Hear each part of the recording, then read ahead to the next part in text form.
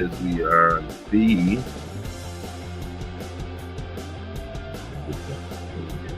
have a number of podcasts and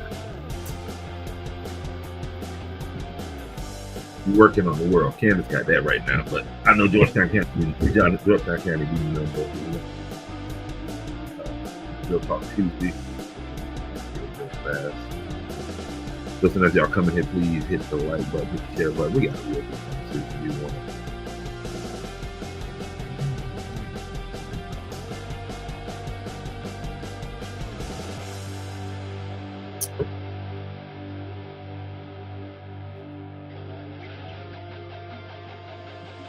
That's why I'm not hearing that.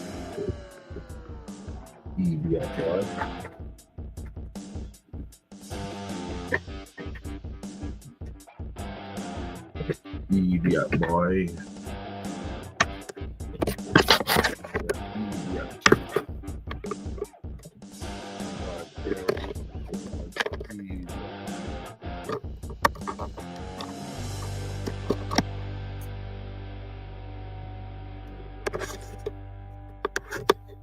Welcome you in there, Mayor. Let me get my sound together here. Yes, sir.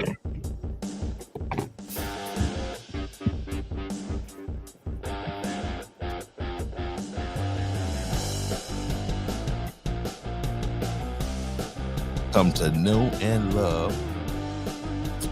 Let's get to it here. Some music out of here right now.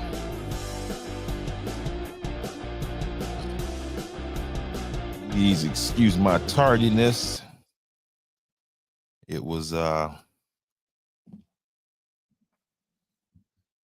explained to me later in the evening today that it was my time. It was my day to cook. So and then it was everybody's favorite meal, obviously, because I'm cooking it. But let's get back to it right here. Anyway, guys, welcome in. Welcome to Andrews the Podcast. I had to throw these hater blockers on tonight there, sir. You know what I mean? Because apparently that was going to be my first question. What's going on? Am I not protected from the rays, or what's going on? Well, I see a lot of this is like just with this hater blockers, man. I see a lot of folks coming for the podcast. I've been I'm gonna have to say we, because you're a big part of this podcast, but apparently I've been lumped into some conversations and that I'm not guilty of, but we'll see how that goes. But other than that, had a pretty good weekend. Got to hang out with some historians this weekend, and that was pretty cool at the the first, I'm gonna say, go ahead and say the first annual Sweet Potato Festival down in it was supposed to be at Hasty Point in Plantersville, but it ended up being, because of the shutdown, the folks at Hobcost stepped in and really it turned out to be a beautiful thing. Yeah, I saw some of the footage you captured there. Haven't been able to talk to the organizer.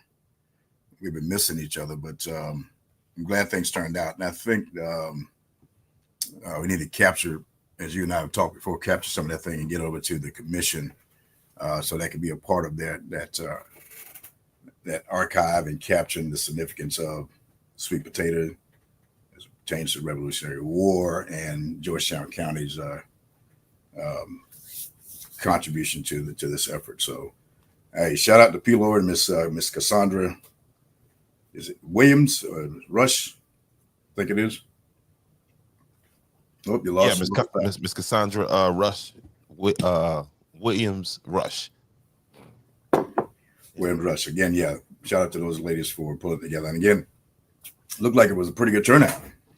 Man, it was about 160 people that came through them gates. That's excellent, and for it to be so far off the road, you described it's about 2.5 miles off of the main stretch off the road, but apparently a lot of folks know where it is. Now, a part of this commission, we're interested in capturing all of the history all representation. So what was the diversity like out there? All right, and I want you to get into what commission. I want you to talk to the audiences if they don't know about, what I mean, just for the new people that's coming. But to your point, the diversity was awesome. It was awesome. I'm always fascinated and this is, I guess this is a part of going to be a part of the conversation we have tonight. I guess it's going to dovetail into the conversation that we have tonight about the thing that blew up on Andrew's SC News. I'm always fascinated at how many, when I go to events like that, folks that are interested in the history of our people, because it was our people that lived on that, and when I say our people, the people of Georgetown County, Black people, but it's fascinating to me how many people that don't look like us that dive into this. That's that would be the one thing that one takeaway that it was diverse, and kids, a bunch of kids. I mean, they had bus loads of kids pulling up. It was matter of fact, I probably got some things to what's up, Big Nay? I got some well, she said 180 people, excuse me. Let me put some respect on that. Let me get this up on the screen also. Hey, but who's counting there? No doubt. But overall, it was. I just thought it was an outstanding. It was informative also. I tell you, and I haven't gotten the chance to, even though I record it, I have to go back and watch it because I'm not 100% focused on what's being said. I'm, my attention's everywhere else. But I was able to, so far as I'm editing it down, I was able to hear. What's up, Johnny? I was able to hear Miss Lee Brockington's piece, and fascinating. I mean, she tied in pieces down to Black Mango Creek, the Revolutionary War, where one of her family members was a loyalist. Yeah, I think that's what you. And to your point earlier, I think we do need to, if we're going to talk a little bit about this, it's kind of put it in context. Mm-hmm. So what we're discussing here, there was an event this weekend that was ran by this young lady, Miss Pilo Richards, and Miss Cassandra Rush, and a whole bunch of other people I know that kind of played into it, but they're kind of spearheaded this thing. And what this is about is that there is a concerted effort from the governor's office to ensure that South Carolina story is told in terms of their contribution to the Revolutionary War, the country's independence. And so what he's done, he stood up a commission, and that's headed up by Major General Will Grimsley, and he has Well, that commission was there before Will got there, but he's now the chair for that, and he brought in folks like myself and had some other, much smarter historians about the Revolutionary War than I am. But the point is that South Carolina was significant in this effort, and so a lot of folks don't know, regardless of whether where you're from, your background, you just don't know. And so this commission goes out and assists each. Well, let me back up. Each county has its own subcommission, SC 250 committee, and so they're given resources again to research, highlight things that are known about the Revolutionary War already. What was the story that was not told widely is Francis Marion and Oscar Marion's role in this. Francis Marion, the Swamp Fox. So a lot of the effort down there is to make sure we bring that part of this history to the forefront. Ms. Pelo came along and she's like, hey, my contribution is going to be about the sweet potato, and and all of that fed these troops. And I was like, a damn sweet potato. What are you talking about, damn sweet potato? I know, but I learned. But yeah, and so and then the part of the effort of this commission is to ensure that, again, all parties, all race, gender, everyone who has had a role in this is now captured and embedded into the history, and as we begin to rewrite this thing or improve it. And that's what's happening. So a lot of interesting stuff going on. At the time this was happening, me and the rest of the commission was up in Greenwood, up in 96 for our quarterly meeting. And again, watching them, again, if you don't know the story about how 96 came into play, do some research. I've learned a lot out on the ground. But again, you had this gentleman here who's Mr. Joseph McGill. And, I don't know if Pilo's coming on tonight. But again, we had him on before. I'm gonna put a link in the chat. I was supposed to send them a link. Very interesting man, and what he does. He's the founder of the Slave Dwelling Project. This is where he goes to where slaves were, slept back then. He actually at the location, and I'm gonna load this video here in a second. Okay. But he actually stayed on location there in that spot before. Oh, okay. Where this event took place this weekend? Yeah, in Hobcar. Okay, and I haven't been there, so I just know from your work where it generally is and what's back there. I heard the mosquitoes are pretty live and well. Woo! Yes, sir. The mosquitoes. That's I believe that's what the Indian word for mosquito was. Hobcar. Oh man! So a lot of great stories, not just, real factual stuff is being uncovered and presented, and it's going to be archived, be a part of this thing. And so I encourage people to go to SC 250, I think it's .org, I believe it is, and learn a little bit more, get involved. There you go. And get involved. And people have traced this thing back. Now you got descendants and everybody realizing that they're related to, people that doesn't look like. It's a whole lot of good that's coming out of this thing, man. And again, you're telling South Carolina story. So I encourage folks to get out there and get involved. So there's the Georgetown County SC 250. I don't know, Pilo, you can tell us when do you guys meet? I said there's a link up there, so you can pop in on Andrew's podcast page. Yeah. So a lot of good stuff, man. But that's one of the things I do. I'm very fortunate to be a commissioner on this. What was 96 like? What was that? Because I hear. Well, first of all, why did they name the place 96? So 96 again. I'm learning as I go, and I told the general then. I said, hey, look, I'm not a historian, so I appreciate being on this because I'm learning a lot about this. But 96 is actually the distance from where that fighting activities went on, 96 miles to Charleston. That's a 96-mile trail. That trail is still there. So as I walked the battlefield on Saturday, wow, I should have sent you some pictures. I've got pictures on the ground. You have reenactors, out there. It was just, people everywhere. And I know probably several thousand people out there. And fife and drum, and all kind of good stuff going on. But again, African American underrepresented at these events and a part of this conversation, and we have so much, to tell. It's so much of our involvement back then was significant. Again, let's get involved. Let's learn. I'm learning as we go, and that's what this thing is all about. But '96, yeah, it was. And I'll send you some photos. I think you can put some out there a little bit later. But very fascinating. No doubt. We got the one and only Miss Lee Brockington in the building. Shout out to Miss Lee. What's up, Miss Lee? Miss Lee, make sure you hit that like button. I only got one like, and that's from Judge Ben Dunn. Shout out to Judge Dunn. Yeah, I haven't met Miss Lee yet, but I listened to her. We got to get Miss Lee. We got to get Miss Lee to Andrews, man. Yeah, we got to get her to Andrews. Yeah, Miss Lee brought it.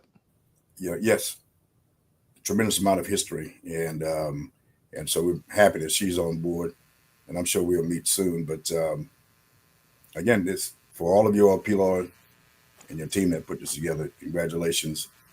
There's more work to be done. This will continue. This commission will be up, I think, until 2033. Again, next year is a big celebration. It's 250 years of our independence. And that's, there you go, 250th anniversary of the American Revolution. I remember growing up, the 1976. I guess back, 1976 was the last time they was the 200th year, the bicentennial. Mm-hmm. Yep, because remember the bicentennial coins and all that. Yeah, and I didn't dig into it. Yeah, and I didn't dig any deeper than that. Personally, I'm serving. And so I was focused on the here and now. But you're right. That was a big deal. And I don't know how much South Carolina played into that now, but of course, we're here now. Big. That up there where you were this weekend, Thomas Carney, who that's my man, and y'all gonna learn more about Thomas Carney. But came down from Eastern Shore, Maryland, with a troop of free blacks that fought. He carried this guy that ended up becoming a general. That big battle that they had at 96. Yeah. Thomas Carney carried the guy who ended up becoming a general off the battlefield, and then they made their way down this way, and they caught the British off guard here at Utahville. And what's crazy is along that trail. Remember, I'm telling you about the Healing Springs. Yeah. But the British, they knew, because the Indians were around that spring or whatever, and the British, they knew, because through that area you're talking about the Yamasee Indians, and now you're talking the Yamasees actually got a reservation in Allendale, South Carolina, and federally recognized what we would call black people, but just do some, and their location was from Yamasee, South Carolina, what we know as Yamasee. That's where the Yamasees, centrally, but that's a whole nother thing, and we'll get into that at some other time. But very impressive there, Mr. Richardson. Hey, listen, what they say. Once you mix the oil with roses, it don't be oil no more. It's oil of roses now. Man, that's good stuff. But yeah, it's worth getting involved, folks. So plenty of opportunities. And so I think our next meeting will be in either Columbia or Horry County. But these meetings are also public. Public. So yes. If you go to the SC 250 site, you could pop in on these Zoom meetings. I've sat and listened to them, learned a lot. I learned a lot as far as opportunities, because again, this is going to go on until 2032. Yep. I mean, I've learned in my a little research that it wasn't Andrews obviously at the time, but this was a resupply point during the Revolutionary War. So if we can find some history, something that that's right in writing, again, so we can make sure that our little piece of that effort is told. Yeah. But all good stuff. Absolutely, positively. Laura, I put the link out there. I don't know, maybe caught you off guard or whatever, but it's all good. Shout out to Carver's Bay. They coming to Bamberg this week. They got a matchup with 2 undefeateds. Okay. Yep, and the folks in Bamberg are letting me know, you know what I mean, because they know I'm from Georgetown County.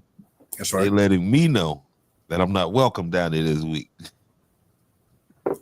Hey, football is getting good, man. Again, congratulations to Carver's Bay. They're still undefeated. They haven't lost a game, this season. And so I'm rooting for them, man. It's again a county's team. I'm rooting for them. Now I had the opportunity last Friday when I was up in Greenville to ease on down to Abbeville, South Carolina. So those guys has a Football America. Yeah, those guys have, I know, 10 or 12 AA championship. And they met up with Louisville out of Lancaster. I guess it's Lancaster, Lancaster. And I'm telling you, it was those guys on a whole nother level. They take football very seriously up there. Life. That happens to be our we in the AA, 6AA. And so you look at, the preparation, how these guys execute. Every player, whether you're on the sideline or on the field, was engaged in the game. And it was a hard-fought game. Played in Abbeville, but those guys from Louisville, man, was not letting up. And so they actually won the game the last 25 seconds of the game. They scored. They never led throughout the game until this point. They scored, I think, with 25 seconds left. I'm thinking this guy's going to kick the ball. He didn't hesitate. They took the field, ran for the 2-point conversion, and took Abbeville down. So when you start going up into the upstate, man, you have to have your game face on, and because those guys, they play hard. It was like 49 degrees, and I think I was the only guy that cold. They played hard, man. Yeah, and I'm gonna tell you what was not talked about in Abbeville. The youth program there is 100% solid. It is. They have a strong youth program. And that's what built our varsity teams is, guys played from, I think we call it Mikes back in the day, from Mikes and midgets. And then all the coaches were, had a relationship with each other, and we ran some of the same formations at that, as a 8-10-year-old. We get up into high school, the plays we're very familiar with. Take the thinking out of it. Yeah. And I don't think that we have that link these days. And so, but they do, and you can see it. It's coaches are crazy too, man. I was listening to I have a video I'll share with you. I was recording Louisville coming out, and the team was, they were lined up. The coach was the one who was crazy. It's another level. The coach, it's another level, and some people will see it, yeah, and just and get turned off. That's the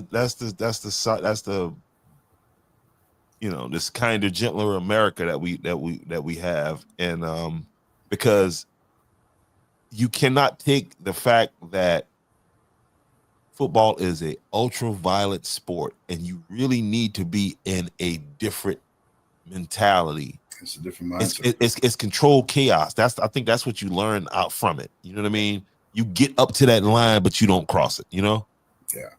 Coaches. I mean, the guys didn't have to say anything. This guy, it was crazy. And I said, man, if you do anything like that around here, you're probably looking for a new job. But the kids went out to respond. I think they're like 75 miles away from Abbeville, and the crowd that they brought with them was pretty decent.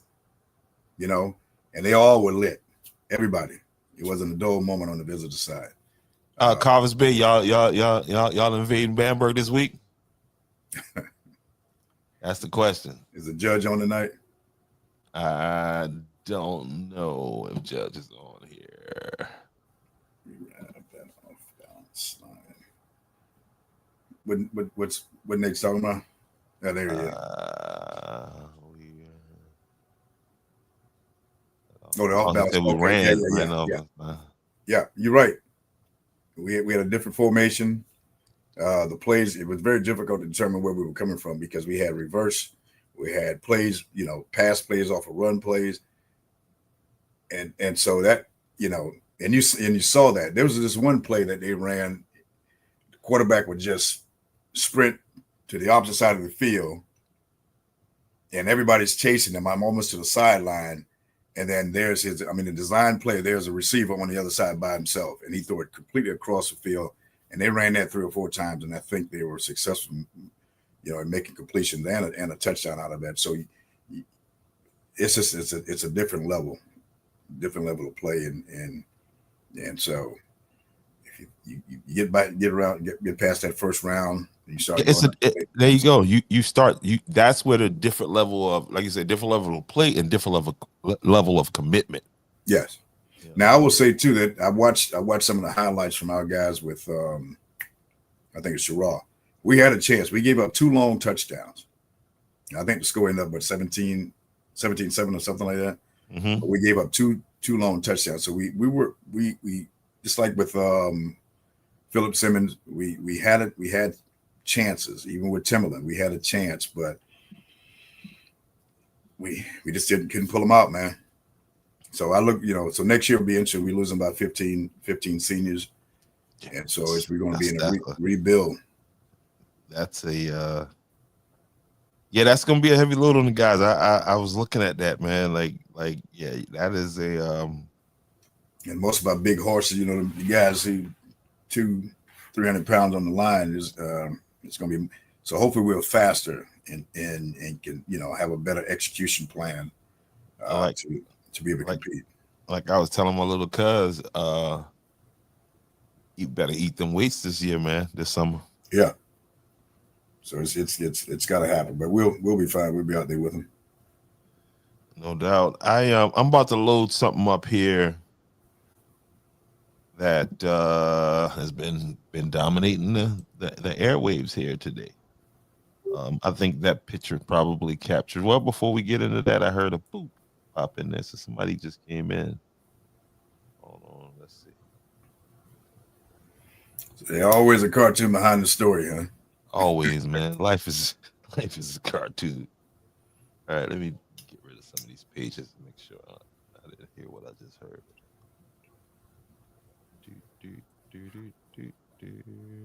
Let's get rid of this. And before we get into this.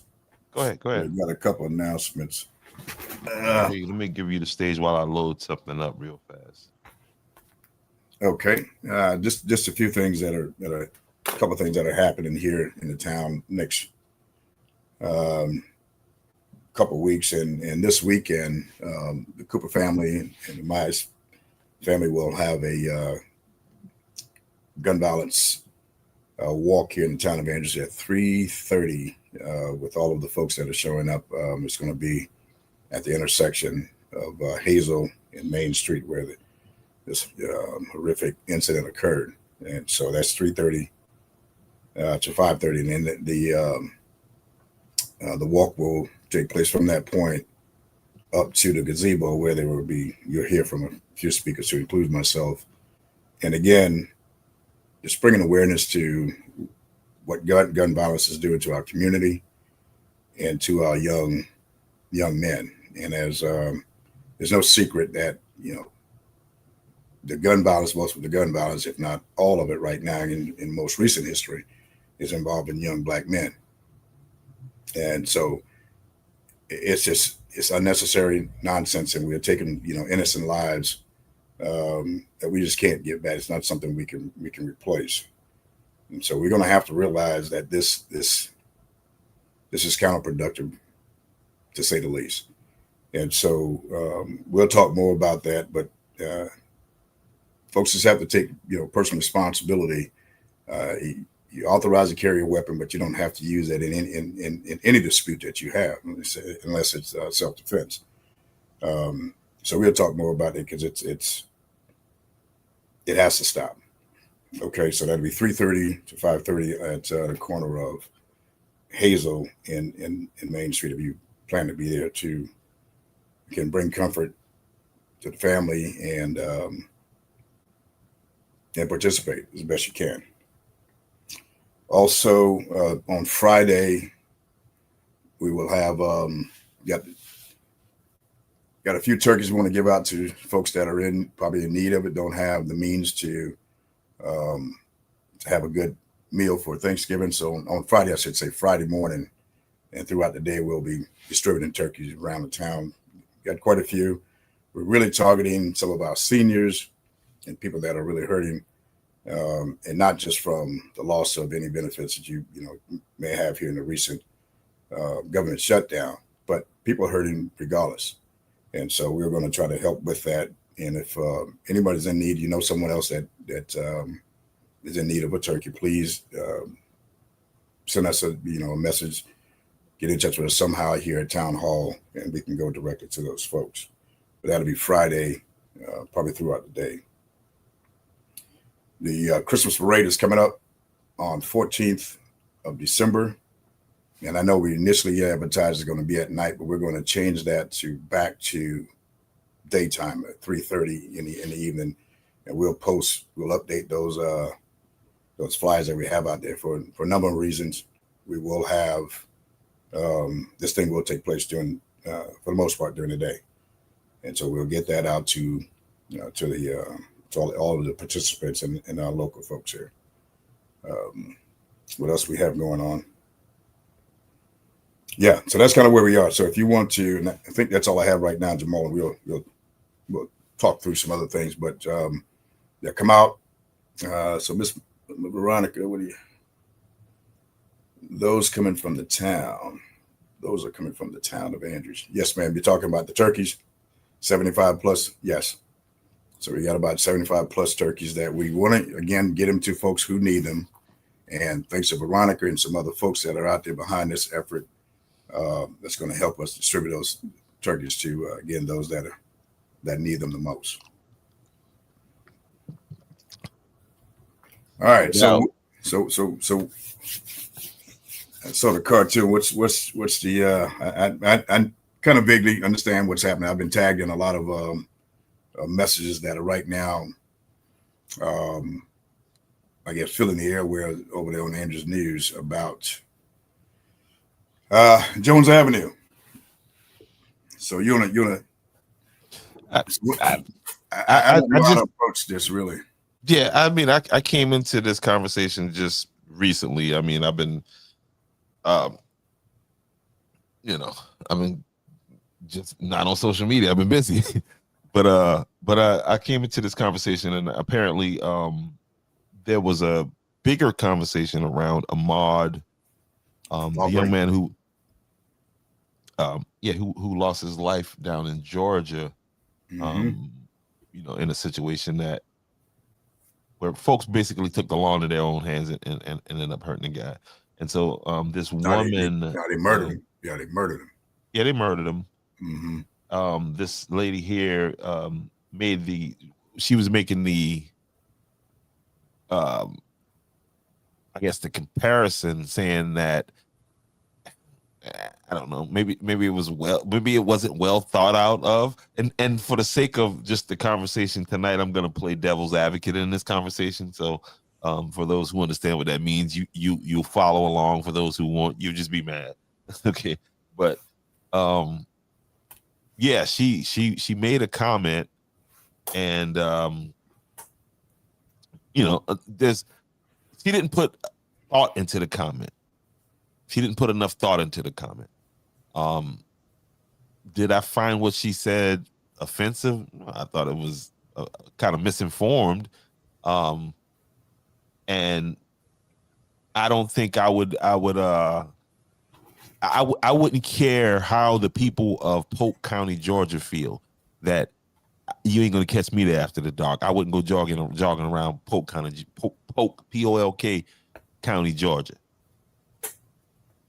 And yeah, the I lady think- made the conversation. I mean, made the thing. But I thought it was a great thing that Niecy did. But go ahead, man, because you No, I got just wanted tagged to- in it. again, I That's wanted to make sure that those who are not familiar with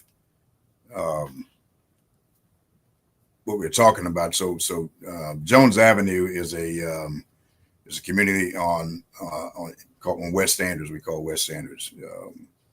Predominantly African American. Well, the whole town I think is predominantly African American, 65%.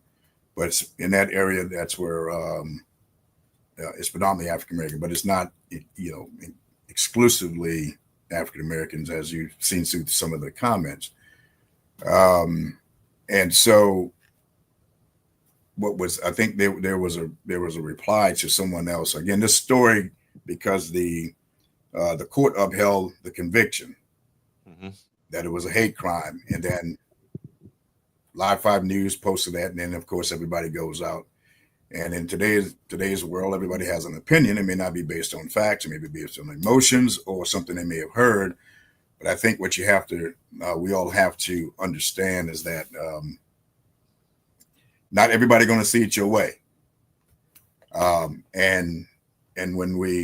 we could be the best person and have the best intentions. But when we begin to single out, because I'll tell you right now, I had a conversation with folks in the county a couple months ago, and someone in that audience said, made some disparaging remarks about Andrews. Well, he got a quick response. And my point to him is that, I don't have a problem with the truth, but I'm not going to let you sit here and cast all kind of negative things against this town, because that's not, you take an incident or a couple of incidents and now you're trying to, no, it's not going to happen. So I'm going to help you understand what else is happening in Andrews that is probably more positive than what this incident. So I believe what I'm reading is that what I understand, now again, it's not talking about the individual, but when we make broad statements, and you got people that live down there and have not had the experience, who live there all their lives and have not had that experience. So then you're going to get some raw emotions that's coming back. And I think that's what happened. And there's no conversation that we can have in these United States where it's not going to be, when you start to peel this conversation or this topic back, it's going to be race involved. It's going to have some element, either gender or race or religion. We cannot avoid that now. Hell, that's all they talk about at the national level. Everything is either by your political party or the color of your skin or your sex or your sexual orientation. That's what it is now. And then everybody has an opinion, and the social media has given us a platform to express that. So, and when you do that, it's very difficult to control where it goes. And so I think that's what has happened here. And again, and maybe and I don't know. I'm gonna see if I can add some. You still in the devil's advocate mode right now? Yes. No. Well, I'm not the devil now. I'm back. I'm back on the because I wanna give some, like,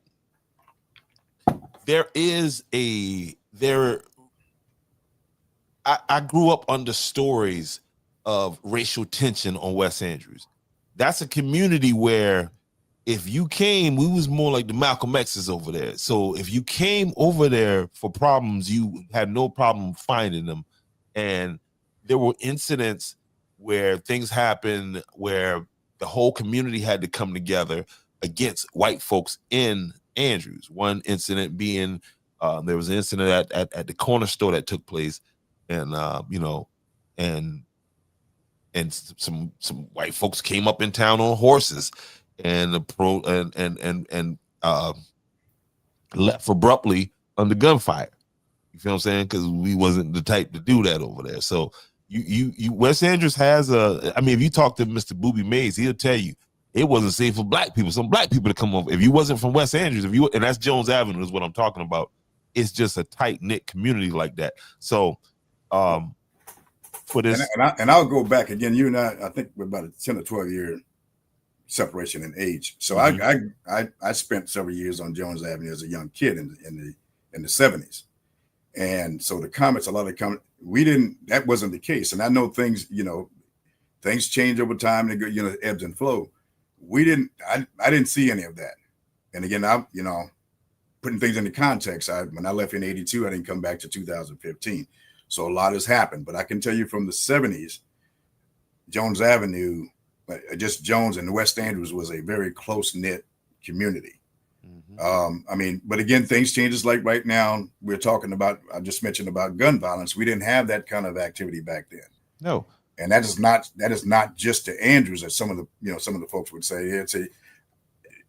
It's crazy, some of the comments I see in there where they want to make Andrews like it's some exclusive to these. What? And these are people that don't travel outside of. So that's their world. You can go anywhere, and it's interesting that you got people that live here and want, it's not lifting a finger to make anything better, but have so much to say, and that's a whole nother conversation. But we have to we have to be mindful that the things that we say, and again, maybe with good intentions, but can take a conversation left, right, and wherever. And I think that's where where this thing went.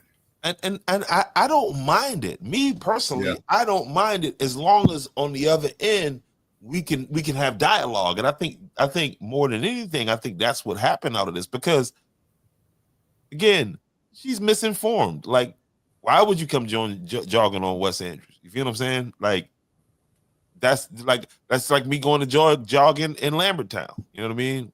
What? Why would I be jogging in Lambertown? You know what I mean? And me, I would want to, again, where I sit, or just me personally, I would want to be able to go jog any way where I feel. And I feel like you can. Yeah. And I go Jones or wherever. Now I told you an incident off the phone here where, I would, a couple of years ago, I'd ride my bike as a part of my workout, when I was working out before I got fat. And I would go out on the bypass. And I had a guy, and I still have his license plate right now. I don't know how I got my phone out so quick, but this guy intentionally, it was a white gentleman in a black truck, intentionally came close to me and tried to run me off the road. And I didn't make a big stink about it, but again, I didn't come on social media. And no, I said, okay, this is not safe. So let's try to get some path. But you have to be mindful wherever you go in this world. It doesn't matter. It's bad people everywhere. It doesn't matter. So to say this area or this town, then you're going to get probably some strong response back, especially again if it's. Hey, shout out to Nisi Pipkin and the folks who had some well thought out responses. I mean, because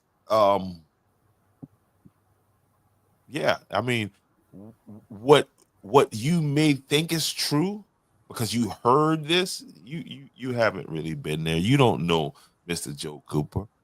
You didn't know Mr. Reverend Lane them. You didn't know Mr. Spivey them right there. You didn't know Ms. Rosabelle right there walking down the avenue. It was safe for Ms. Rosabelle to walk up and down the avenue. You didn't. I mean, and so. And Mother Cooper, who was loved, by everybody.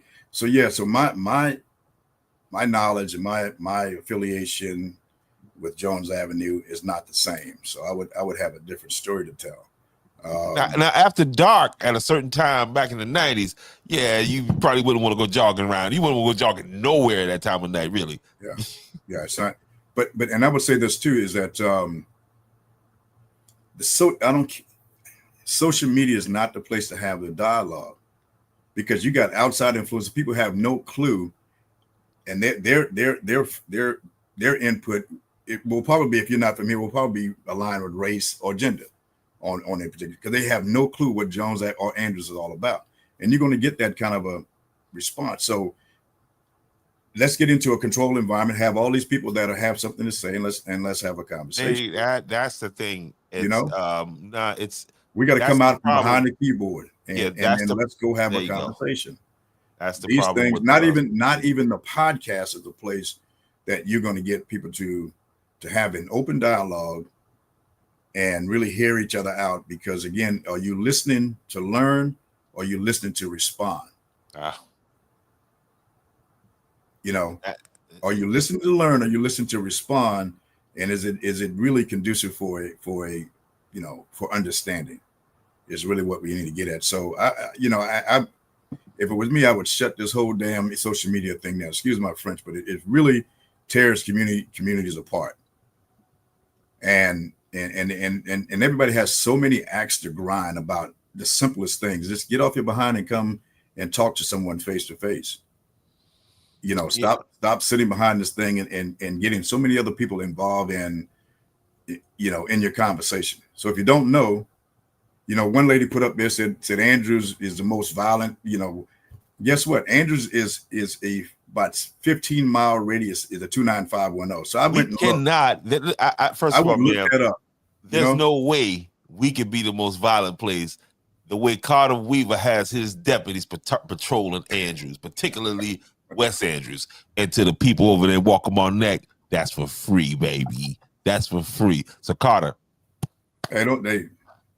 listen. I welcome folks in to help us. And anywhere you go, again, there's no jurisdiction for law enforcement keeping people safe. That's where I am. But I got you. I'm on your point. But again, if you really want to have a serious conversation about something that's on your mind, meet with folks, man. Get off this social media, because that's hurting everybody. And these things, this footprint lasts forever. That's the saying the toothpaste is out of the tube on this one. Oh, I know. So it's got to run its course. And I think for the most part, and then when you make comments based on a sensitive situation like the cold-blooded murder of this young man, some would say, oh, he had a record, but his record wasn't on his back when he was running through this slate. It doesn't have anything to do with that. Okay, so when you attach your opinion to something like that, and then you attach it to a location where people have grown up in love, it's not going to be a favorable response. And again, I know most of the people on there, and I know them. I can't say that any of them are racist or not, but they're good. I know them. They're good people. But again, when you throw this out there, then the blowback is almost like pitch and duck. Throw it and duck. It's yeah, I know. So she mashes some toes now. Hey, that's just the way it is. We have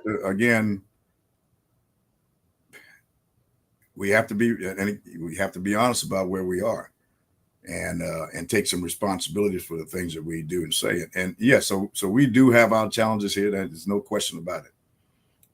But you can overlay that anywhere you go. And apparently now it's not safe to even go to food lines. No, I mean, in a food line. You say we can overlay that, but we really can't, because if you comparing oranges to oranges and apples to apples, comparatively speaking, we're relatively, and again, we have violence, and any violence is too much violence. But if we're gonna say, this place is, that place is, Andrews ain't a bad place to be. I'm gonna tell you that now. No, and the reason, I agree. If it was, these people would be moving into Andrews like they're moving into Andrews. Folks today, getting into this buying houses, and another business coming. I won't announce it until they get all this stuff straight. But you're right. Business people make decisions based on a few things, and that's one of the things they look at. So, with all of this narrative and people recalling an incident and trying to paint the entire either Jones, Evans, Andrews, and you're just going to miss out. You're going to miss out. And so it's unfortunate, but again, maybe this dialogue will help somebody. It won't, but this is why I appreciate you for coming on to do this podcast so that we can keep people engaged, because we need to be on the front line. If we sit back and just allow them to run rampant on social media, then they're gonna tell a story of Andrews. So now, and people see, whoa, man, there must be something there, because these people jump into the defense of it. So some of these fights need to happen, in my opinion, you know. And plus, it's good for ratings. I say, you know, and I respect the business part of this thing, but and you're right. But my message to all of us, because I will tell you what, there's things being, you know, been said and all, and I would love to respond, but I know it's not. It doesn't. You know, again, you're responding to someone who is ill-informed, who doesn't have any interest in facts, and she probably doesn't even jog. Oh, I don't know. I wasn't talking about Ms. Powell. I'm just talking in general now. You know, I know a lot of the folks out here in this conversation, and I know they have, you know, they've been good, upstanding people. I think it's just a heated, you know, comment that drew a lot of fire. And again, hopefully someone will learn something out of this thing, as opposed to everybody walking away, not having appreciation for the perspective of others, you know, from where they sit. But just know that if anybody comes for, you know, Andrews, then I'll have a reply, you know, a very professional one. But I'm just not, you know, if it's accurate, that's just something we have to fix.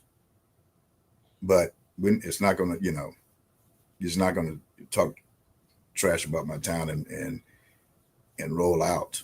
It's not going to happen. I mean, to her credit, she knew it. She knew it was coming. She was like, they're probably gonna. Yeah, they did. They came for you.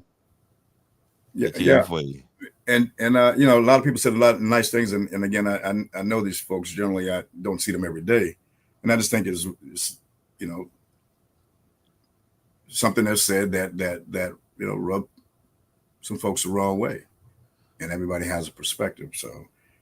Yeah. I mean, let's just keep it real. Now, she's talking about jogging. What's she talking about? If you come to Jones Avenue after dark, you know what I mean? Back when it was bad with the drugs, back then, they ain't bad now like that. But I mean, maybe, I don't know.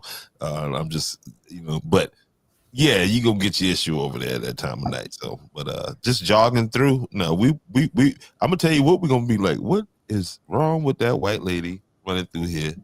She must be want somebody to bother her. And we're going to be scared. We're going to be like, hell no, because you know how many times you get for hurting a white woman jogging through the hood? So you safe, sweetheart. Don't worry about that. We was taught that a long time ago. No, and that, Jamal. Hey, but some of the other comments I saw where there was and again, I think on the south end of Jones Avenue, there's a diverse community, and they see people out walking that are not African Americans, and nothing happened. So again, everybody has a perspective that you, if you're from Jones, now, if you're not from there and you just taking what you heard or what you read, one of the comments someone said was talking about reputation, and sometimes your reputation precedes you and all this other business, and that may be. But have you been down there lately? Have you been on South Far or North Far? I mean, I'll argue and tell you that right now, there's a lot of folks that on the other side don't know what's happening on the east side of town. I say, oh, that's going on. Yes, it's really going on. So let's get out. You know, we got enough churches where, you know, things happen that people can come out and interact and understand each other better. But as long as we stay home or in our little comfortable place and rely on people's opinion on social media, this tension is going to continue, and we're going to continue to speak things that's going to cause an unfavorable response. It's that simple. That's the world in which we're in, and that's from the top down.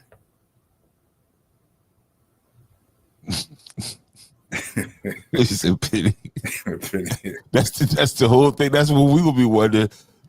This lady must be the police coming through here jogging. She's trying to get a nigga locked down. That's what we will be thinking. Trust me.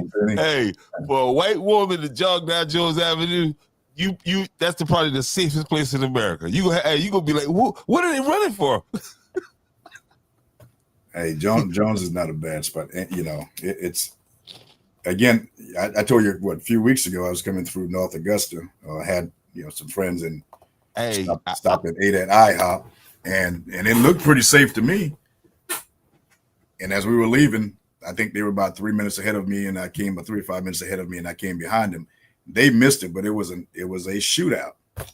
I think 1 or 2 people died in that thing, right there in a 5-minute span, in a nice, appeared to be a very nice place, very safe to eat, and that happened. So stuff happens. Now, is North Augusta, the worst place in the United States? No. Yeah, slow down, man. You don't live there. Hold on. I watch the news up there. So it might not be the roughest, but listen, I mean, think about it. Where haven't there been some gun violence? And that's the issue we need to address. You can't say the churches are safe. Can't go to a grocery store. Schools getting shot up all the time. So let's address the issue and not try to paint a place or a person because of they found themselves in, like this young man who's murdered by these folks. Somebody's talking about his record. What does that have to do with this man jogging past these guys here, and they took it upon themselves to go straight rodeo, Wild Wild West, and gun this man down? I don't care, the George Floyd situation. There's no need for this man to this police officer put his knee on this man's neck until he dies. I don't care if he smoked crack every day. So we got to call it out and stop this craziness. So I'm about to get a little and stop making excuses for people doing wrong.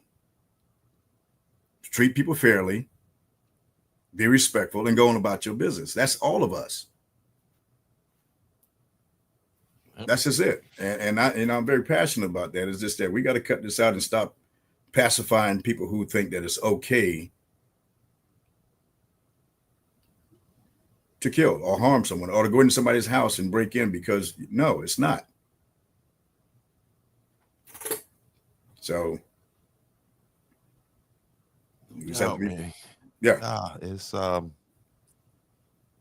so lady, what's her name?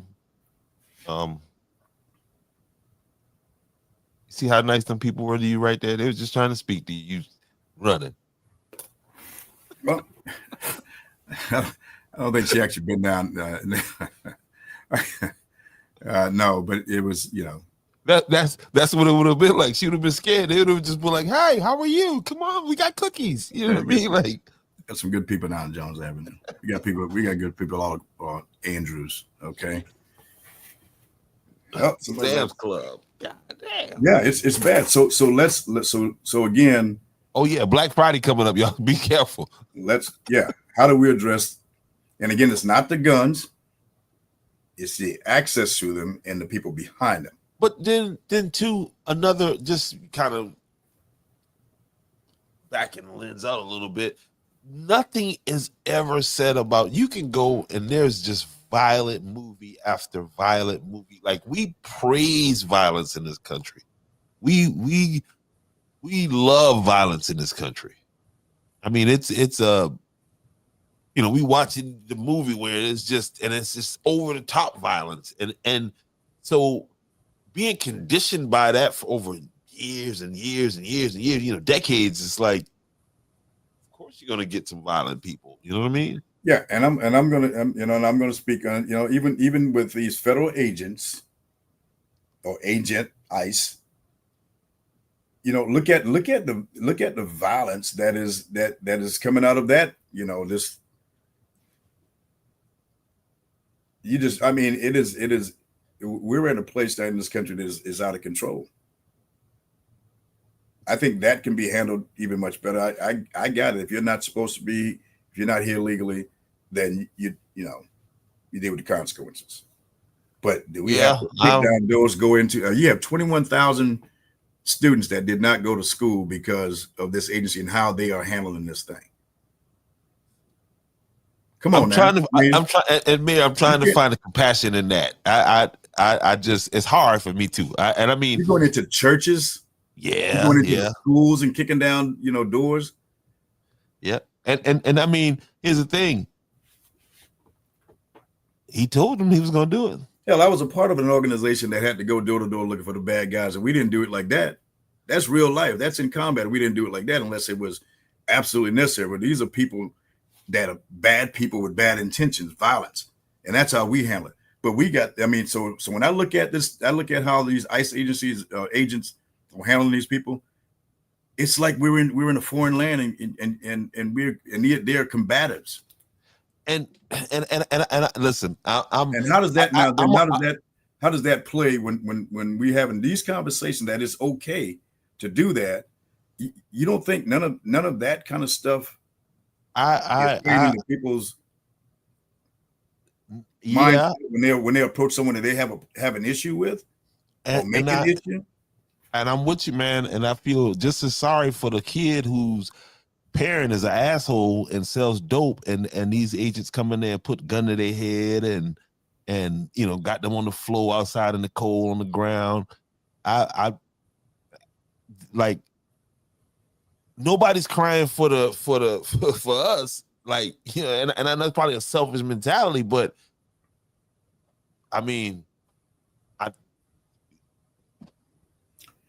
yeah, and they have we all have a job, but it's how do we do that with some level of dignity and respect and confirm it? How many of these folks have been snatched out of their homes in front of their kids, and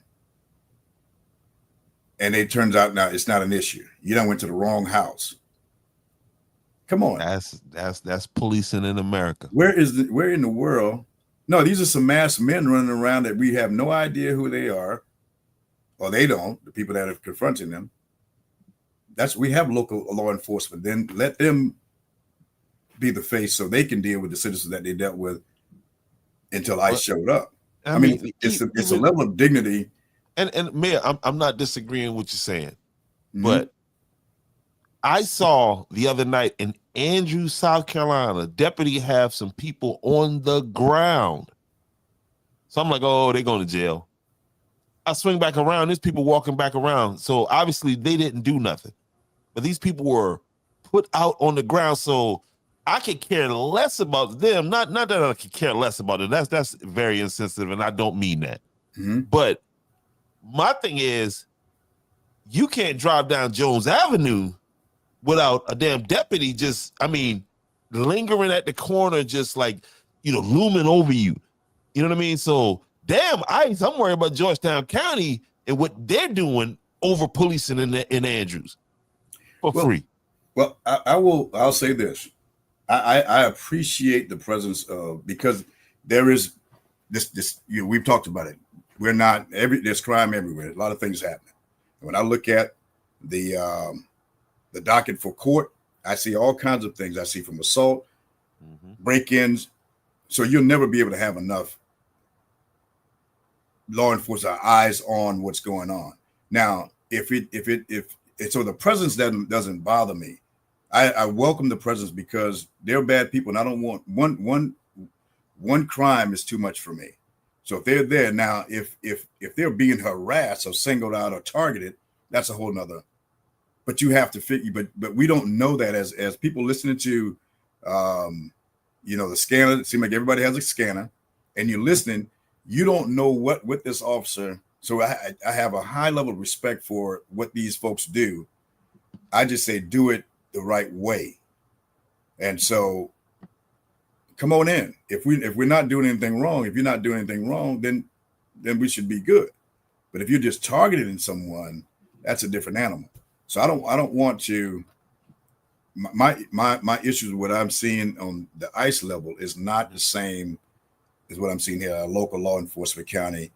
I just say that if someone is being harassed, then it's a proper way to deal with that.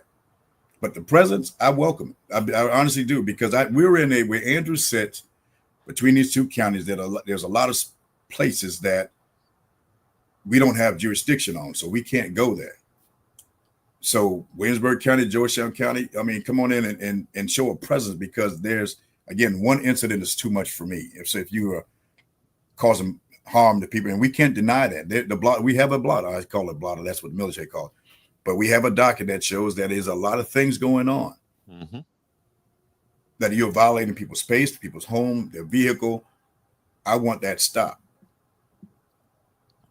And if you have a reason to check, and they have to have probable cause. So their presence shouldn't bother any of us. I mean, we know folks that got heavy feet. They're like, but then if you don't have a law enforcement person there to say, hey, look, slow it down, or either here's this ticket, then it could be one of our kids. We got 2,000 kids that go to school here. One of them get hit, then now we have a problem. Where's the police? We can't say there's, there are too many, and then when something happened, there's not enough. Yeah, and listen, you know, I'm with you. I agree 100%, because I mean, we've been out there standing out there and people speeding, racing up. So I deal with the presence. Hey, I got a valid license, insurance, and I don't have a problem with it. You feel what I'm saying? And I'm cool with that. So I don't know why would see. I'm looking at Pat. Why don't they know who the chief of police is? I mean, the thing is, they don't want to know. If you don't know, and this man's been here. If you don't know, you stupid. Know. You stupid. You stupid. Like somebody's supposed to mail it out to you. Hey, this is the new chief of police. He's and that's been out there. He's man. It's been out there. If you policing me, I want to know. It's working. So if they don't know, then what effort? Ask that individual who tell you that, Pat, and ask them, what do they do to come? He's never around. That's not true. I'm here, and he's around all the time. That's not true. You think I'm going to hire someone and then let him just go, free willy with it? No, he's always here. Those are the things that I will push back on. If it was true, I would tell you. You got a man with 30 some odd years of law enforcement, and just because you don't see him, and then when you do see him again, then that's a problem. Where's the balance?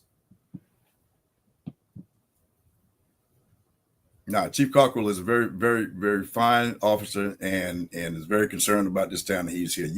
If you don't see him, he's in his office or he's out patrolling. He is a part of the patrol. Until we grow this department, he's actively out there on the ground. And if you don't know,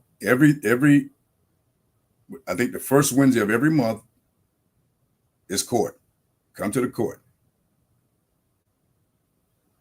Or you can stop by his office. He is here. You guys got town hall meeting this Thursday. I have every intention to make it there. I got an event tomorrow, a spelling bee that I'm covering. Mm-hmm. But I plan to make it there for the town hall meeting on like any interesting ordinances, or I see Georgetown. I got to look into it. The county just passed another ordinance or something. These are some ordinance passing people, man. Let's see what you got. What'd you say? Hey, come on down and talk to him, Pat. If you know the major, because those two are inseparable. So if you know her, you know him, or he's here. Come on down.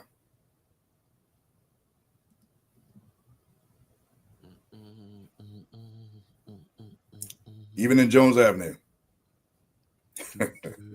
So come on, people. I mean, let's and again, I mean, we see him in Andrews. I see him, and when I come down there, and I ain't there all the time. So. Yeah, and to Penny's point there, I mean, when, and again, we appreciate the support we get from the sheriff department, and when there's an incident and the sheriff's department responds to that, then that case becomes theirs. You can't have another agency come in and take it over, because that case becomes theirs to investigate and prosecute. That's how that is. Shout out to them for getting these arrests done in that murder. Yeah. Situation. You know what I mean? So now, I mean, it's in the hands of the court now, and that'll play itself out. But shout out to them, because we still have some cases that are unsolved to this point. And Yeah. and the key point is that I don't think it was so much great investigation. I think it was participation of people who was there and gave up information. Well, and that's a good point. But I will tell you, being on the ground and watching the and I would say the same level of evidence collection and questioning has gone in the cases that are not still unsolved. Mm-hmm. The difference is there are people that are talking. And I was telling someone before, you look at this in this tragic incident that happened involving young Cooper. There's a lot of young people around, a lot of people very close to it. They weren't going to stand by and let this go down without saying something, because they truly, that was their friend. You see some of the others, there's more adult. I don't know why the adults are less likely to come out and talk and share information to solve some of these cases. But you got to look at the pattern. You got to read the pattern, see what's happening. And we all should be, regardless of who you are, if you have something to share about a tragic incident like this or any of them, please come out and say something, man, because you got families that are hurting, unresolved issues, and you cannot prosecute someone without having the evidence. And again, you don't have enough officers to be there when it's in act that have, so then you rely on the evidence and you rely on eyewitnesses. And that's not happening like it happened in this recent case. What's that comment? Andrews Police Department should do what? Should run Andrews. That's what. All right, Pat. You and I need to sit down and talk, bro, because you're misinformed. Okay, the chief of police runs Andrews Police Department. There's a mutual agreement between the county to cover when Andrews is short, just like any other mutual agreement with Waynesburg County, anybody else. That is a typical relationship between bordering agencies, because there are going to be pockets of, again, where you don't have access to. So that's why I always say that law enforcement and protection of the people shouldn't be any boundaries, but I understand it has to be. But when you see county here, what boundaries? I don't understand. What do you mean boundaries? The county, the sheriff was Andrews, elected. You have Andrews is just like Andrews, the city of Georgetown and Pawleys Island. Those are chartered. This is our domain. We're responsible for everything within the boundaries of Andrews, the jurisdiction of Andrews. That's what we govern. Like for the crossroads. So you go out to Italy, those are lines just like anything else, so like county lines or country boundaries. Canada just can't come into or Mexico. I mean, we talk about this border situation all the time. There are jurisdictions where there's rules and regulations that governs that piece of land. No different from Andrews. So then, for example, you have the crossroad and you have Darewood. Darewood is in Waynesburg County. How many officers do you see over there? Well, we can't just, arbitrarily go over there and patrol. That's not our jurisdiction. So when you see again an agency that is not from Andrews, those guys are working together, and you have to do that. You're never going to have but don't make any mistake. Chief Cockrell is the chief of Andrews Police Department. So, I would think that that, because if you serve in that capacity before, you got to understand how that works. But my door is open, chief door is open, and so we can come on down and talk about it. And I think what he's talking is from perception. You can't control perception. And talk about reality. And that's but Pat, it's like you said, you were a cop, but you're making this comment as if you don't understand how this works. And when you do that, then you now place a thought in other people's mind who believe that you know what you're talking about, and that's what they run with. You can look on any docket. Andrews Police Department is in control of Andrews, this 2.2 square mile, with the assistance of other agencies.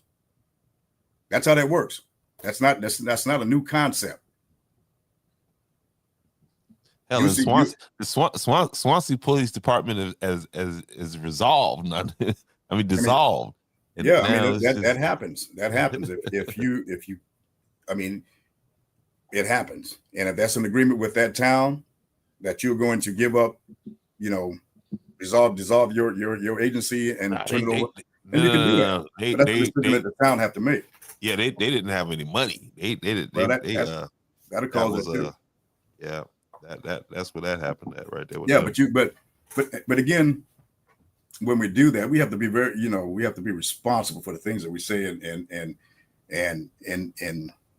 these things we put out in the airway, because people take that and run with it.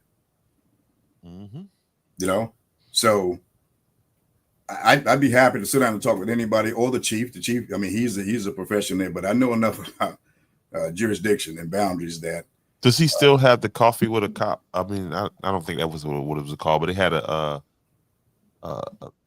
program with they at Mel's or something like that. Yeah, I know they always go. I don't know if they have any, and people engage with them all the time, but that's where they go for breakfast and an opportunity to talk with the chief and the major. Yeah, so I can't, I get passionate, and I wouldn't defend them or what's going on if it wasn't true, but we have to understand again, as a community, we have a role in the safety and protection and watching out for each other. And that's another one of those things that has been lost throughout this country. Mm-hmm. And it's even more obvious again when you get to smaller towns, and if you're not working together to keep each other safe then everybody just roll in. And I keep telling them, I said, New York has over 40,000 cops. Look at the crime that happened there. They can't be everywhere. So we have a role as neighbors, citizens, to say, hey, I saw it, and I'm willing to to confront this person and tell them I saw it. That's what the good communities do. Yeah. But if you ain't willing to do that, and you're just going to be a keyboard, with little Twitter fingers, then that's all it's going to be. Nothing's going to get solved. No doubt. Mayor, Yeah. we had an hour and a half here, right at an hour and a half. Well, it seemed like 20 minutes. And you're going to get me on these hot topics. Hey, man, that's what Edge the Podcast is all about, man. But I appreciate it. I'm not mad. But again, I tell you, I will help you understand where we are if you want to understand. Yeah, that's like the I thing ain't with mad. the Chief I Pat, appreciate like- that. It's a good dialogue. I'm okay with that. But just know that this small team that we have, whether it's public works or whether it's police department or the staff, is working and doing some amazing things again to fix things and move this town forward. So when and I see it, I'm not going to defend them if they're not. And if you're not doing that, then you're not here long. And so I will not defend anything that's wrong. But when these guys and ladies are working hard, and guys, I can't let you talk bad about them. It ain't gonna happen. It's all And they know good, it, man. I'm not gonna hide. It ain't gonna happen. So we're not perfect, but we're working on getting better. No doubt. Let me get this promo in here real fast. Guys, if you don't know right now, if you don't have your coin right now, okay? If you don't have your coin, listen to this. They say freedom isn't free. And tonight, as we look upon this simple table and remember the ones who paid the price but never came home, this is the missing man table. Each piece tells a story. The small table, for one, symbolizes the isolation of our prisoners of war.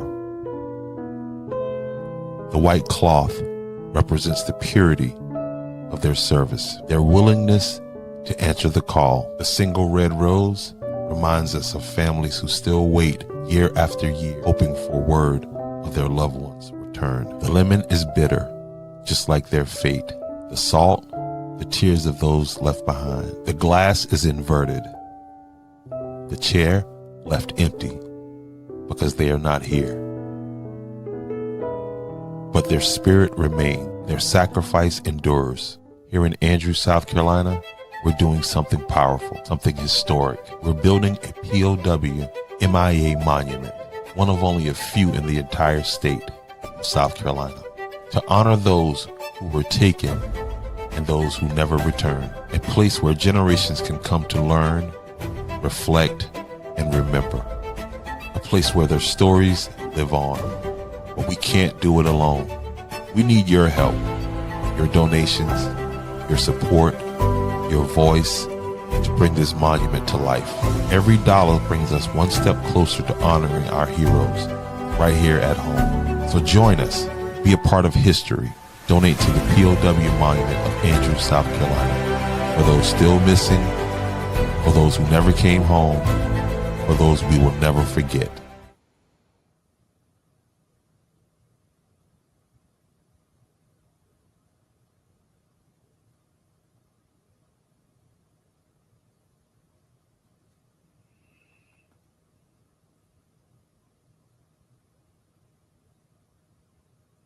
Hey, good stuff, man. I appreciate that. That's and again, we're talking about law enforcement. Who was that guy in that picture? That was Sheriff Leon Lott out of Richland County that came all the way down here to be our keynote speaker at this event we just had. And you know, he didn't tell me, hey, that's outside of my jurisdiction.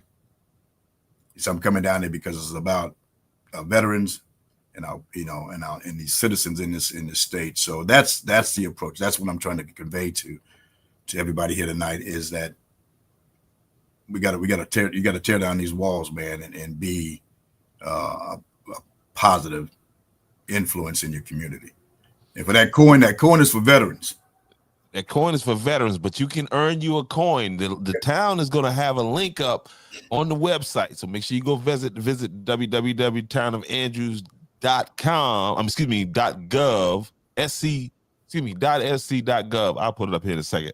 But go there. They're gonna have a link here real soon. Yeah, all right. Because I got people already ready. Like, man, I got this money. I'm ready to donate it. I need my coin. Okay, now you won't get this coin because you weren't there. You just wasn't there. Next year you get one. But it won't be this one. Hey, was that Navy flag up there the whole time? Yes, yeah, that's been right there for always. I didn't notice it, but I noticed that you don't talk about your military experience. People don't know that, but you served the United States Navy for a number of years, and I guess now my eyes are focused. And I saw you took a picture at the Navy sign. That's where most of the photos were taken. Everybody, man, listen, I'm not an honorary. I am a tried and true shell back across the equator in 1993 on board the Abraham Lincoln on our way down to Somalia. Well, was he? Yep, we had just left Somalia. No. Yep. When they had the movie Black Hawk Down, my ship was the ship that went and I was on the bridge that night when they flew them guys on board. Flew them guys, the guys that got trapped in Somalia. Yeah, on time. And Lincoln. Believe it or not, some folks came to the ball. They didn't know, my status as a former military officer, and so we got to tell these stories, man. That's a big deal. It's Felton Cumbie. Yeah, that's his father, man. That's what I'm talking about, man. Get your coin, and I'm gonna give it to your mom, Pat. I'm gonna give it to your mom. No, we do have one. Hey, please have her stop by. I have one for. Where can I get mine from? Okay. Benjamin McLean. All right. Hey, we had every service. I don't think the Coast Guard was there, but this was a beautiful event. Eloquent, very nice. And I got you, buddy. And so next year's theme, we'll talk to the staff. I think next year's theme is going to be, I don't know yet, probably the Marines. 8th grade and underway, baby. Anchors away, my boy. But it was, and again, the whole thing behind it is to honor our veterans recognize them for their service, and to again get a monument here for our POW MIA. Oh man, there's a lot of people coming out saying they're veterans. You have to check these DD-214s and these green cards. I listen. I told you they tried to they called some people out for stolen valor in Georgetown, and they trying to put the boy in the middle of it now. I'm ready to dig into. I don't have no dog in this fight, but I will bring a dog to this fight. Just letting y'all know, cross that over there. But for your veterans who are popping up, we'll make sure that you get one. But I really need your support too, helping us to get this monument that we have here. It's going to be right there at the intersection of MLK and Morgan, right across from the MLK monument. And we're thinking to expand this thing. I think we can also maybe simultaneously do something for 911 first responders there. So this is going to be a beautiful part, but this is what's going to anchor that thing. So let's come on together. And Jerry Davis, you are not a veteran. You are not a veteran, Jerry Davis. All right, so I see a couple folks on here. Give us a call, and we'll make sure that you get, because that's our first coin, and it's designed with a lot. There's a lot embedded in that coin, and but if Miss Ava's on here, we're probably going to have to do a information card that tells them all of the importance of the parts and pieces of this coin, because that's really it's a lot of significance behind, the significance behind that is it's not just to get a coin, but what does those things mean? So I believe you, Pat. But I want you to make sure you get it to your mom. Oh man, but nah, man, I love my veterans, man. It's nothing like serving your country in that capacity for me. So, all right, so looks like I'm gonna have to order some more coins out here. No doubt. As a matter of fact, Jeremiah, your brother, you're not gonna get one for your brother. So it's all good, man. But I appreciate it. I gotta get out of here. Got a long day tomorrow, and more work to be done. Absolutely, man. Okay, that's oh man, that's pretty significant. I'm not even gonna say how many jumps I have. This young man had 126 jumps. Oh, she's getting okay. No doubt. Listen, I want to salute Mr. Marcus Pope, man. Thanks for the donation there. Marcus Pope and Miss Penny Coakley. Thank you. I appreciate you guys so much. I appreciate all of you. And I enjoy the fact that we come together and have these kinds of conversations. But before we get out of here, I hope it's helpful, man. And we talk a lot. We have our moments when we oh my God, Cowboys. Where we get a little intense, but it's really to bring the community together. So let's work on that. Let's be more responsible handling guns. Let's become better. Oh man, look who's Johnny come lately. Exactly. There you go. Let me give her stage real fast. Hold on a second here. This is a member of the SP. Today is Ace's first birthday, so y'all gotta give me a little bit of grace. No, happy birthday, Ace! Happy birthday, Ace! Where's the 1-year-old? Where is he? Brother John. Hey, I didn't adopt a young man. I call him a grandson. He was at the veterans program. He was in Rock Hill. There he is. Yeah, he was out there. Him and his dad was out there at the Sweet Potato Festival. Happy birthday, Brother young John. man. That's him. Happy birthday, sir. All right, we're going to have to get him some ice cream, Jamal. No doubt. Brother John. Congratulations on the Sweet Potato Festival. Is she there? See, you got yours on mute. You're on mute. Yeah, there you go. Thank you. I'm so glad that it's over and done. Yeah, well, listen. This is the other half of her team right here. This is Miss Cassandra Williams Rush on the screen right here. Man, very proud of you all for pulling this together. Now again, we get that thing packaged and get it over to the to our commission, so it can become a part of the story that we're trying to tell across the state and this country.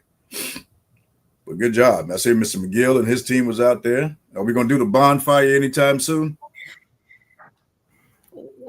We trying our best, but ultimately it is to highlight the Georgetown district of South Carolina from that time period, which connects present-day Georgetown County, present-day Williamsburg County, present-day Horry County, and present-day Florence County. So we're trying our best. We got some things to do, some collaborating efforts ahead. That's the plan.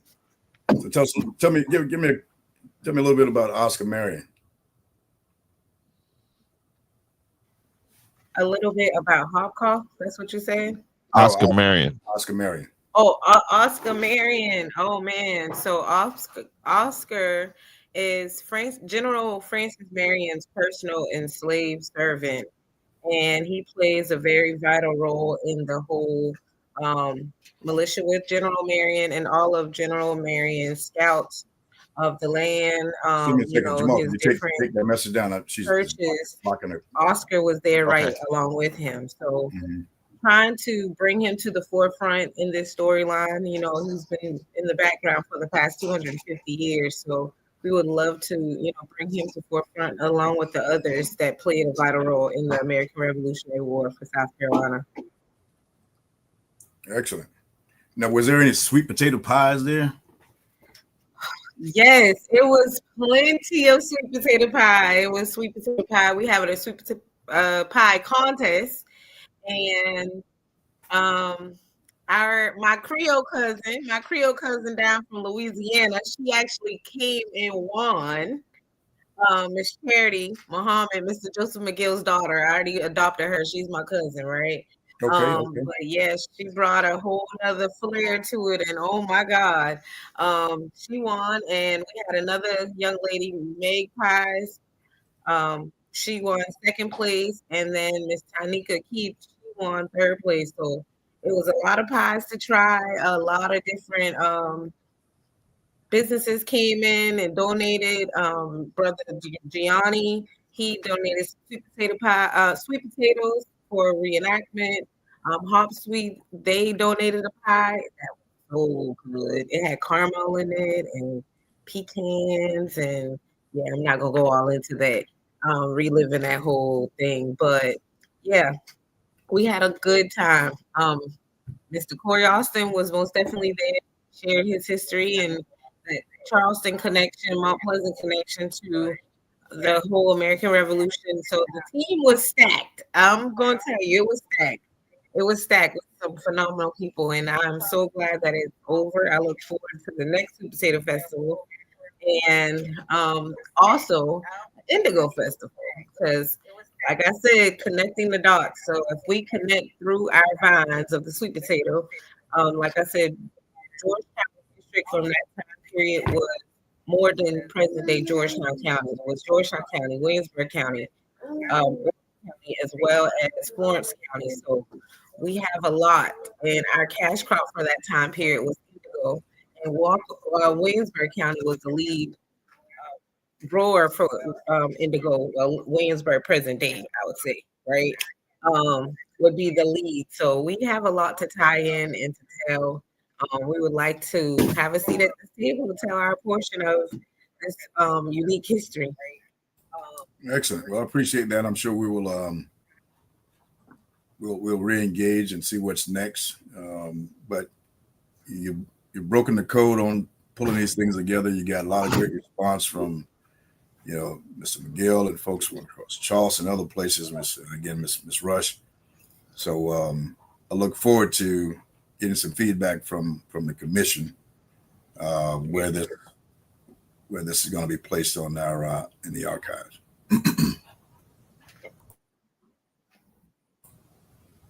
So yes. So how was the tea? We did send the commission a gift. Oh, I will tell you about the tea off screen. Okay. But everyone got a gift. Everyone got a piece of our Sweet Potato Festival here in Georgetown. So that's a plus. I didn't get any sweet potatoes, so whoever the winner is, I would appreciate a slice of pie. Oh, yes. Okay. I love my pie, so I would appreciate a slice of pie. We got you. We got a pie for you. We got a pie for the mayor of Georgetown County. No doubt. We're good. And make sure you bring that young man by, so because we got something for Ace, 1 year old is a big deal now. Most definitely. And Jamal, thank you for capturing it. Thank you so much for capturing it, because I'm having a ball going back and listening.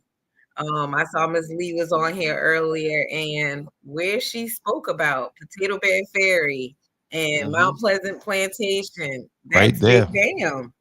So that's off of the Black River, and I'm like, that's where my people come from. So I'm like, Ms. Lee, I need to holler at you.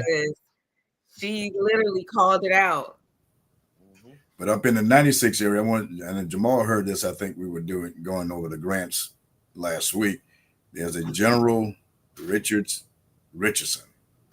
And I learned when I was up there that he was one of the richest guys in that area, and my uncle. You might be your uncle, guy. Might be some money in this thing for you. Yeah, that's what I'm looking at right there. That's the fun part. It's fun because you get to unravel and see where the storyline goes. Because there was two people there, a white woman and a black man, Miss Lee, and one of the other reenactors,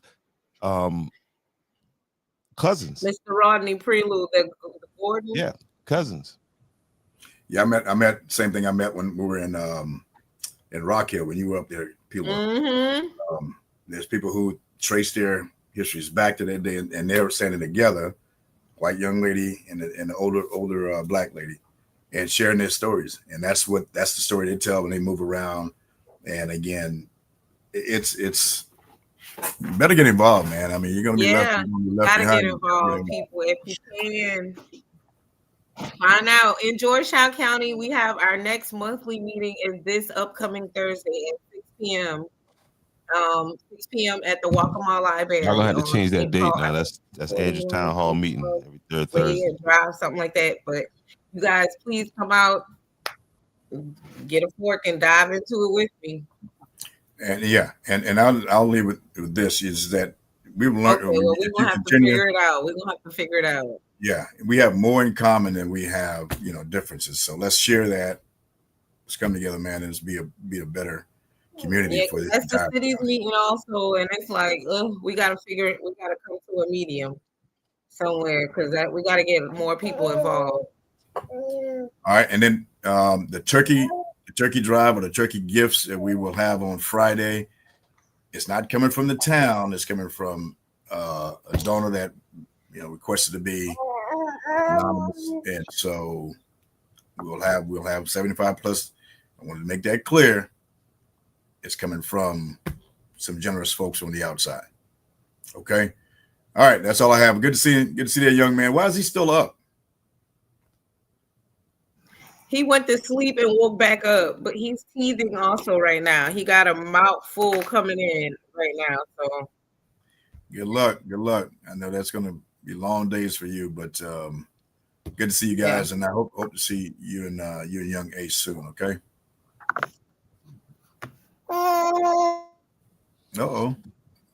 Brother John. I see you back. You back behind the scene. Yes. I'm gonna have to borrow a line from my man Biggie. When the Remy's in the system. All right.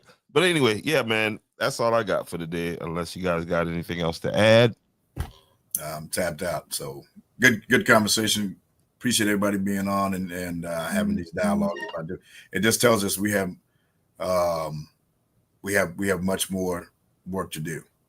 And let's narrow the dialogue, not the dialogue itself, but but the format. So let's come face to face and talk about the things that concerns us. We do that, and if enough of you want to do it, I'll go ahead and arrange for a town hall so we can just have a general conversation. No doubt. Get in there and just talk about it. Let's just talk about it anyway. The shades are right now, so I can see through the BS, baby girl. That's how I just picked these up. These are all of these off of Amazing. You know it as Amazon. I know it as Amazing because I ordered something, and guess what? It'll be here between 4 and 8 a.m. in the morning. You know what I mean? So anyway, hey man, great conversation, sir. I appreciate you guys. I appreciate you guys out there for hanging in there. You are actually what makes this go, because other than that, we just be talking to ourselves. Good night, Miss Jerry Davis. I appreciate you. Roger Brown, there's no chaos up here, bro. There's only conversation up here, bro. That's what we do up here. Okay, so you guys have a good night. Peace. I need you, both of you guys, to hang out after we go offline so I can just think and populate in the thing.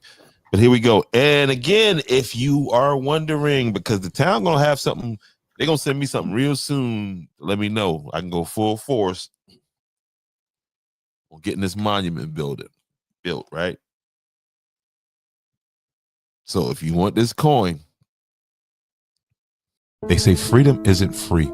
And tonight, as we look upon this simple table and remember the ones who paid the price but never came home, this is the missing man table. Each piece tells a story.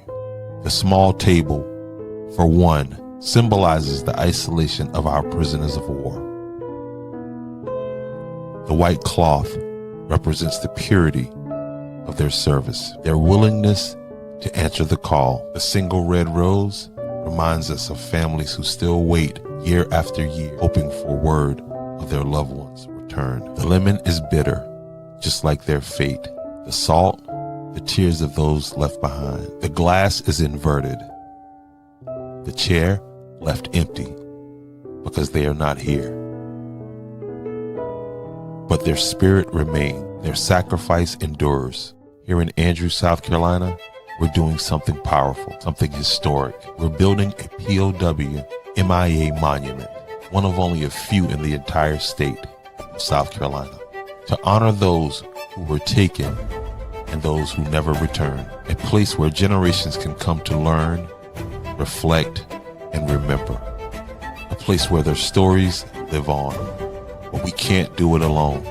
We need your help, your donations, your support, your voice, to bring this monument to life. Every dollar brings us one step closer to honoring our heroes right here at home. So join us, be a part of history. Donate to the POW Monument of Andrews, South Carolina. For those still missing, for those who never came home, for those we will never forget.